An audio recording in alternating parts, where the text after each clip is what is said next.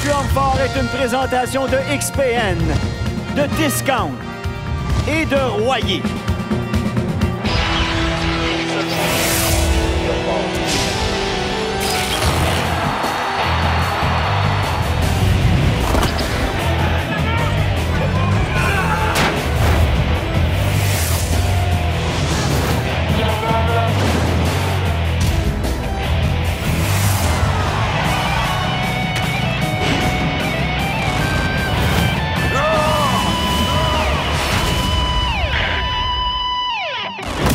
Du rodéo du Mont-Saint-Anne au Québec, RDS vous présente la conclusion de cette compétition du circuit homme fort. Ici Martin Gauthier et pour analyser l'action, mon collègue Paul Hull. Salut Paul. Salut Martin.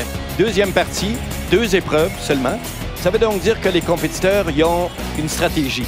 Ils s'observent actuellement parce que dans un mois, c'est le championnat canadien. Donc, ils s'en servent pour se préparer. Avec ces 2 épreuves-là, lancer du baril et le méli-mélo, ça va donner un super spectacle pour finir cette étape. Deuxième année, rodéo de Mont-Saint-Anne. L'an passé, on séparait l'homme de la bête. On est de retour cette année encore une fois pour la chevaucher, la dite bête, c'est-à-dire un terrain de sable. On a la population, on a la foule qui est là. Les gars sont en forme. 12 meilleurs au Canada sont là pour performer. On va vous donner tout un show. J'ai la chance de compétitionner avec un peu mes idoles. Jean-François Caron, je le regarde faire depuis pas mal ses débuts. Je viens du même coin que lui. Je viens près de Rimouski. Alors, j'ai hâte de compétitionner avec ces gars-là aujourd'hui. On a un line-up très fort aujourd'hui. Les gars se battent également pour la place restante pour le prochain championnat canadien. Il reste une place qui va être accordée aux meilleurs pointeurs du circuit homme fort n'étant pas qualifiés. Mais il nous reste encore 4 événements à faire. Avec les gars, il ne faut pas qu'ils lâchent puis qu'ils se retroussent les manches puis donnent le meilleur de leur performance aujourd'hui. La 4e épreuve, le lancer du baril. C'est pas un classique, mais c'est une épreuve très spectaculaire. Elle a fait sa place au fil des années maintenant. On la voit régulièrement, cette épreuve, au Arnold Classic, évidemment. Évidemment, là, il y a un lancer le plus lourd qui puisse se faire, mais régulièrement maintenant au championnat du monde. Et David Nollet qui va tenter de lancer ses 8 barils, Paul, et différents poids, bien entendu. Plus on avance, plus les poids sont lourds. Et là, c'est les barils, bien sûr. Toujours la même chose, synchronisation. Le compétiteur ne voit pas derrière lui la barre, donc il faut qu'il imagine sa hauteur. C'est ce qu'il appelle le schéma corporel, donc la perception spatiale et l'extension, l'hyperextension, je devrais dire, parce que plus le compétiteur est petit de taille, plus l'hyperextension est importante. On vient d'en voir un exemple avec David Nollet. Belle prestation de Nollet. Ça va bien, c'est difficile. 50 livres, on attaque maintenant. Oh oh! On monte de 5 livres à chaque couleur de baril. 40, 45, 50 et 55. Et lorsqu'on attrape, lorsqu'on se rend au milieu à 50, là, c'est la probabilité qui commence à baisser. Voilà. Moins de 40 % la réussite. Ouf! Et là, non. Nollet ne semble pas avoir la puissance pour faire traverser. On en profite, Martin, pendant que David Nollet est là, pour le féliciter pour ses interventions. C'est un excellent porte-parole du circuit et comme athlète, en tout cas. Tout à fait. Alors, c'est terminé. A lancé 4 barils par-dessus la barre. 33-42. Frédéric Réaume, 22 ans seulement, et facilement... Alors, Frédéric Réaume, c'est en partie un peu l'avenir des hommes forts au Canada. Et lui se bat actuellement pour avoir une place, la fameuse 4e place dont Jean-François Caron parlait tout à l'heure. Donc, lui a un gros enjeu, c'est d'essayer de se placer parmi les meilleurs au 4e rang, puisqu'il ne s'est pas qualifié au championnat du Québec. Tout à fait. Alors, ça va pour Réaume, ça va bien. Il en a 4. On attaque le 50, qui personne n'a réussi jusqu'à maintenant. Nollet n'a pas réussi, en tout cas, à passer la charge de 50 livres par-dessus. La barre est... Oh! Ça aurait pu être un lancer très important pour lui. Et là, il lui reste 30 secondes, perd beaucoup de force. Quelle est la hauteur de la barre? 15 pieds. 15 Généralement, on peut aller à 16 pieds. Il la passe. Et ça peut faire une différence, ce lancer. Tout à fait, au classement général, absolument. Pour les points. Oui! Ben, sais-tu, Martin, je pense que Frédéric Réaume vient de prendre une sérieuse option. Et on donne 2 points bonus. Si le baril reste sur la barre, on donne 2 points bonus. Non, c'est pas vrai. 6 barils ont été passés par-dessus la barre en un temps de 61-27. Non, Phil Saint-Cyr. Et moi, je me souviens d'une compétition où Zydrunas Savikas, tellement rapide, le 2e baril n'était pas atterri encore que que le deuxième était parti. Alors, le premier baril était encore dans les airs, tellement rapide qu'il a lancé l'autre et l'autre n'était pas tombé de l'autre côté de la barre. À quel point il était évidemment, puissant. Martin, lorsque tu parles de Zydrunas Savickas, on parle, comme on dit, de l'exception de l'histoire. Absolument. Phil Saint-Cyr, ça va bien. Il en a 4 qui ont été relativement bien faits. Attaque encore une fois cette barrière mentale de 50. Il est à ses premiers... il fait ses premières armes. Ses premières armes comme professionnel, hein? C'est absolument. Ça? Alors, on encourage Phil Saint-Cyr, un jeune homme qui, peut-être un jour, sera peut-être parmi les meilleurs au Canada.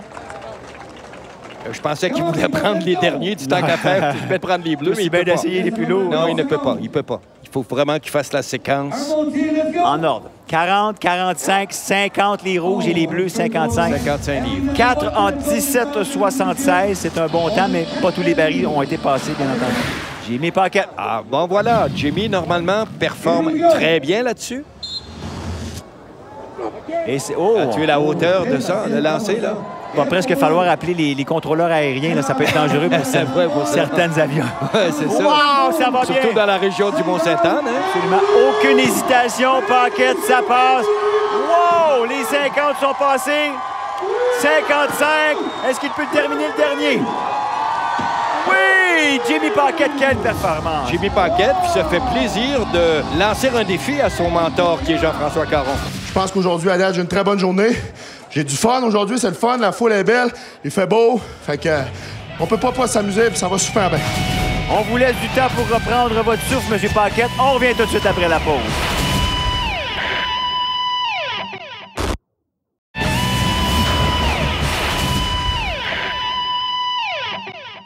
Mon épreuve favorite, c'est de lancer des barils. Plus ça va, plus je m'améliore à cette épreuve-là. Fait qu'on va essayer de passer là, les 8 barils aujourd'hui. C'est mon objectif pour la journée. On vous regarde, M. Lavoie. Alors, on espère que vos paroles sont les bonnes. Disons qu'il a le gabarit. Absolument. Et ça va bien. Le lancer est bon. Ça va très bien. Beaucoup d'utilisation des bras et des épaules, par contre. Et une bonne hyperextension, quand même. Et c'est bon. On attaque maintenant la barrière. 50. Beaucoup de compétiteurs échouent. Tu vois, alors, quand il commence à balancer, qu'il se tient loin, qu'il ne fait pas le même mouvement, la même séquence, la probabilité... Ça, c'est bon, il vient de passer, il vient de battre la probabilité. Absolument. Le 50, le deuxième 50 livres. Oui! Voilà. Alors, j'insiste, on devrait donner des points bonus si le baril reste sur la barre. 55 a déjà 6 barils de passé. Ça va être la différence entre lui et Frédéric Réaume, qui en avait réussi 6, je crois. Mais le temps de Lavoie semble plus rapide. 6 en 39,71. Réaume, c'était 6 en 61,27, Paul. Frédéric Réaume, oui. Yannick Chevanel. Premier baril, ça va en général assez bien pour tous les compétiteurs. Oui, peut-être un petit peu trop droit comme lancé, manque un peu de courbe. Ça y va. Beaucoup mieux, beaucoup mieux. Les gens vont demander quelle est la différence, par exemple, à charge égale. La différence d'une compétition à l'autre, à charge égale réussie en passant, c'est que la barre, des fois, est montée. Ils partent de 15, parfois ils vont faire une compétition à 16 ouais. Et exceptionnellement à 17 pieds. Ouf. Oh, les 4 premiers ont bien été. Là, mais le 50, comme on l'a mentionné à plusieurs reprises, c'est vraiment une grosse barre. C'est la barre, hein? C'est là que ça se passe. Oh non. D'après moi, non. Il termine à 4 en 24-35, ce qui n'est pas mauvais pour Yannick Chevanel. Non, il faut vraiment que la synchro soit parfaite, hein? Entre le mouvement, la synchronisation d'une charge à l'autre et puis la mesure de la hauteur. Donc, il faut vraiment que ton mouvement soit parfaitement copié de un à l'autre pendant que tu te déplaces latéralement. Alors, on y va pour 4. C'est bon pour Guillaume Tremblay. 5e baril. Le voilà, le fameux 50 livres. Non, malheureusement, ça semble. Il utilise beaucoup les bras, Guillaume Tremblay. Peut-être avantage à utiliser plus le corps, une bonne poussée des jambes, un genre de saut en extension un peu pour vraiment propulser le baril avec cette belle arc de trajectoire pour facilement passer la barre. Évidemment, je ne suis pas dans les culottes, comme on dit, des compétiteurs, mais il y a fort à parier que durant l'année, c'est une des épreuves qui est le moins pratiquée. 4 en 17-28. Alors, un qui est très bon, vous l'avez devant Carl Yelholt. Carl Il y a le record canadien, d'ailleurs, en termes de temps. Oh, c'est vite! Oh! Ne quittez pas votre appareil parce que ça va être très rapide. Carl Yelholt. Là, c'est pas le temps de se lever, là. Oh, ça va bien. Aucune Sixième. hésitation. Le 7e. Et est-ce qu'il peut continuer à ce rythme? C'est terminé. Carl Yelholt, 8 en 18-03. Et là, on parle de temps de calibre mondial. Ah, ça, c'est mondial, définitivement. Where does it come from, all that explosion? Have you been training in Olympic? On lui demande d'où vient cette explosion. Alors, tout se passe au niveau des hanches. Il a une bonne génétique là-dessus. Alors, durant l'été, il entraîne des joueurs de hockey. Et il ne se doute pas à quel point les hommes forts peuvent être très rapides et explosifs. C'est une impression souvent que les gens ont qu'ils sont lourds sur le jambe, mais on voit que tout se passe au niveau des hanches. Et Carl Yelholt est un expert. Il explose, il est très fort au niveau des hanches et on l'a vu encore une fois. Oh! Caron, erreur! Ah non, ça, c'est une erreur. C'est rare qu'on voit ça. C'est très rare qu'au deuxième baril, Jean-François fasse ce genre d'erreur-là. Et là, ça va peut-être lui coûter le temps. Ah non, non, mais il n'y aura pas 18 secondes, ça, c'est certain. Oh, mais c'est bon. Aucune hésitation, encore une fois, Caron, qui est très puissant. Très puissant, très fort, Caron. Aucune hésitation. Est-ce qu'il s'est repris ou pas? Et malgré cette erreur, malgré l'erreur... Alors, je disais que Carl Yelholt, c'était un ancien joueur de football. Et le tableau, c'est Yelholt qui l'emporte. Paquette qui bat Caron. Caron est 3e. Philippe Lavoie, 4e. 5e, Réaume. Et 6e, Guillaume Tremblay. I'm Carl Yelholt. We'll be back with more Strongman right after break. Don't you touch that dial. Après la pause, c'est la dernière épreuve de ce championnat au Mont-Saint-Anne, le Méli-Mélo.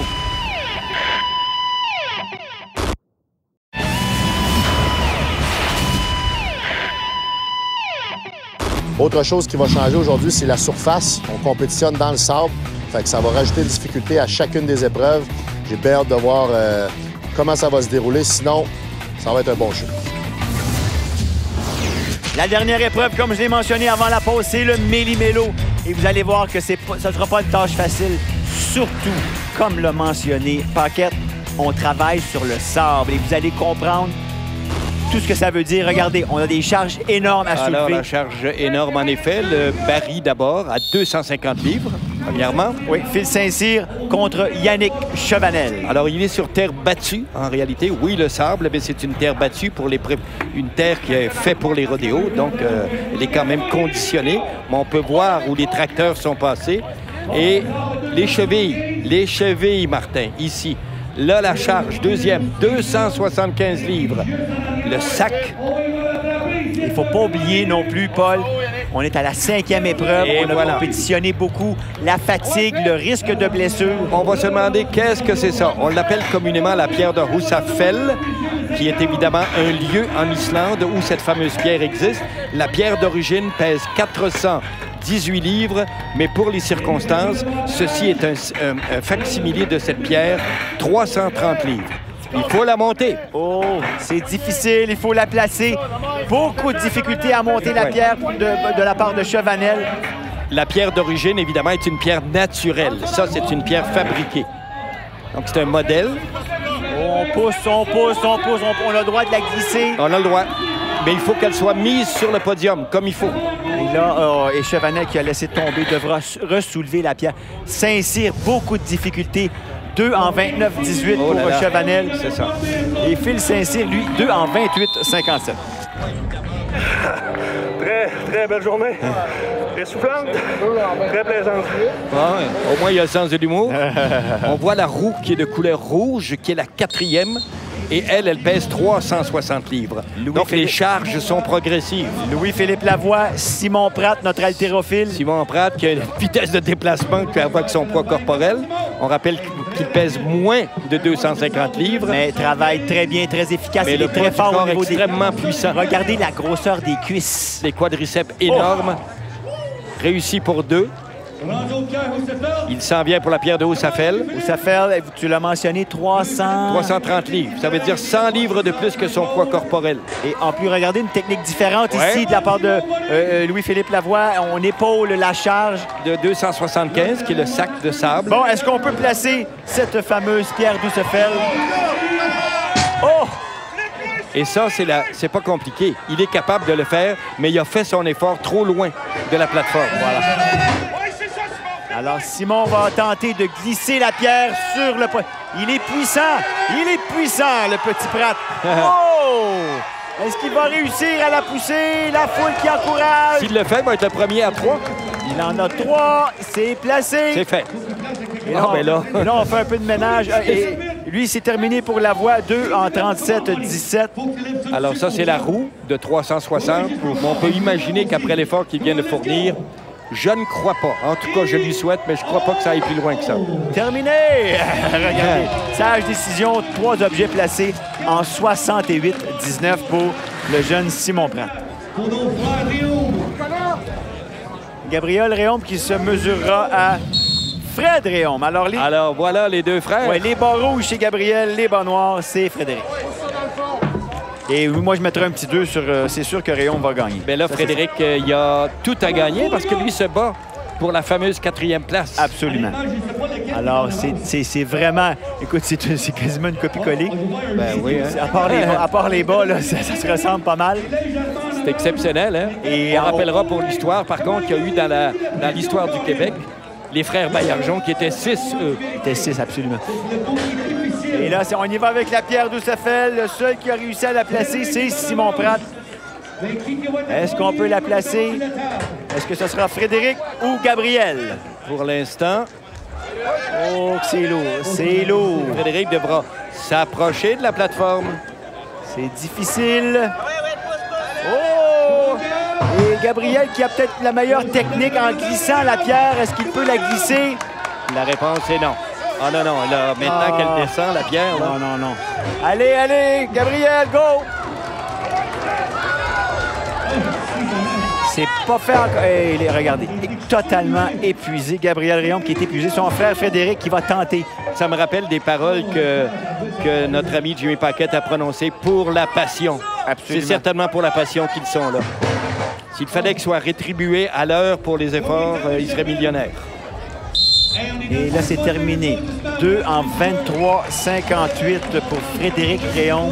Et Gabriel Réaume, lui, 2 en 26-05. Bon. Écoute, pour des jumeaux, c'est pas mal pareil. Là, les temps sont très, très près. Il n'y aura pas de chicane de famille. Non, monsieur. Guillaume Tremblay, que vous avez vu à l'écran, se mesurera, lui, à Carl Yelholt, qui est un bon athlète en général, qui est capable de bien performer. On rappelle le baril, en fait, le keg, comme on dit en anglais, mais le baril à 250 livres. Carl est très rapide, très intense. Et si je peux me permettre, c'est très télégénique de voir des efforts comme ça de la part d'un athlète de ce genre. On le surnomme le Viking. Il est rapide. Ouais. Il est rapide. C'est un gros bonhomme très fort, très puissant. On voit les antécédents de football chez Carl Yelholt. Et facilement, il transporte la pierre. Est-ce qu'il peut la placer facilement? Ça, c'est une autre histoire. Attendons de voir. Quelle belle technique! Ah, magnifique. Il est le premier, d'ailleurs, qui la place comme elle doit être placée. Absolument. Tremblay, lui aussi, qui s'attaque à la pierre d'Houssafel. Et la roue. Alors, voilà, avec la pierre, la roue maintenant. Il est le seul à avoir commencé et transporté cette roue. 360 livres. Carl Yelholt qui s'approche. Est-ce qu'il peut la placer? Ça semble bon. C'est terminé. Carl Yelholt qui place les 4 objets en 54-37. Wow! On peut mentionner que ça, c'est une performance. Guillaume Tremblay, c'est pas piqué des verres, ça non plus. Il a placé 3 objets. C'est ça. On rappelle que c'est la dernière épreuve. Donc, les gars sont à bout de jus. Et là, on leur demande de faire... Voilà. On leur demande de faire un effort suprême. C'est ça, la différence entre des hommes forts et des hommes forts juniors. 3 en 56-16 pour Guillaume Tremblay. Jean-François Caron, qui n'a plus rien à prouver. Il est rarement en rouge comme compétiteur, mais pour une fois, il porte les couleurs. Oh, ça va être cardio. Jimmy Paquette. Oui, on va gagner. Jimmy Paquette devrait être avantagé au départ. Les charges plus petites, il est beaucoup plus rapide. Bravo, c'est fait. Et ça doit faire rire un peu Jean-François Caron parce qu'il sait que ce sont deux bons amis, ils s'entraînent ensemble, se connaissent depuis longtemps. Il était extrêmement véloce, notre ami Jimmy. Et c'est rapide, Paquette qui vraiment est très, très rapide. On peut dire que dans les circonstances, Jean-François Caron n'ira certainement pas au maximum. Le championnat canadien et lui, pour sa place dans l'histoire, c'est dans un mois. Paquette place la pierre Doucefeld facilement. Caron aussi n'a pas tellement de difficultés. Il était très loin de la plateforme, si vous avez remarqué. Et facilement, quand même, Caron a placé la pierre. Caron revient en marchant. En d'autres termes, on règle ça maintenant, toi puis moi, Jimmy? Oui, on se donne, on va y aller ensemble. Alors, son coude à coude, mais Paquette qui tente de battre un peu Caron.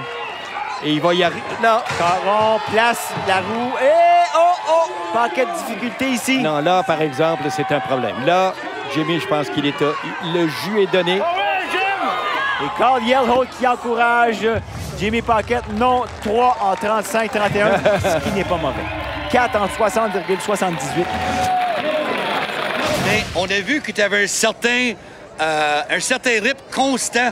C'était planifié comme ça? Oui. Je commence à être vieux, mais je suis plus capable de courir vite comme Jimmy.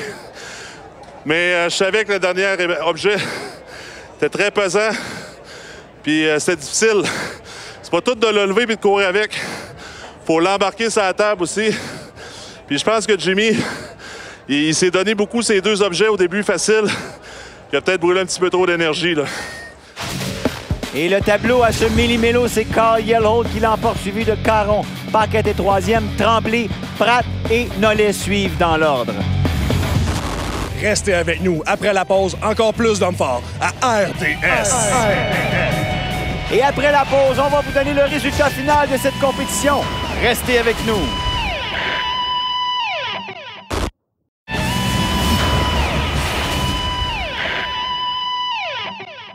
Encore une fois, une très belle foule et on se doit de féliciter toute l'équipe de Danny Boucher et du rodéo du Mont-Sainte-Anne. Et notre champion, vous l'avez devant vous, Jean-François Caron est premier, suivi de Jimmy Paquette, Yellholt est troisième, Tremblay, Pratt et Réaume. Gabriel. Frédéric Réaume est les 7e places, Philippe Saint-Cyr, Louis-Philippe Lavoie, Yannick Chevanel et David Nollet, Fernand Marche. Ici Louis-Philippe Lavoie. À la semaine prochaine pour d'autres hommes forts sur RDS. Cette émission était une présentation de XPN, de Discount et de Royer. Ce fut une très, très belle compétition, Paul.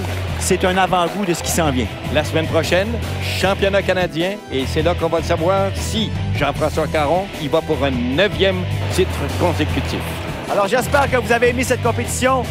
Restez avec nous, car la semaine prochaine, on vous présentera d'autres hommes forts. Là-dessus, restez forts!